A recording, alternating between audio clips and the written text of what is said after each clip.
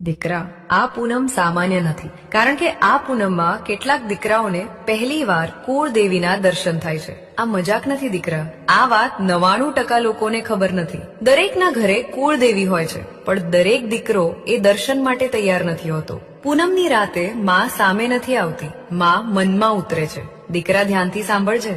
પૂનમના દિવસે ઘરમાં મન શાંત રાખજે, ઝઘડો નહીં, દેખારો નહીં અને કોઈને ખોટું નહીં બોલજે.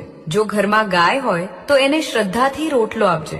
આ દાન નથી, આ ઓળખ છે. રાત્રે જ્યારે ઊંઘ આવે ત્યારે તારી કુળદેવીનું નામ 7 વાર ધીમે લઈજે.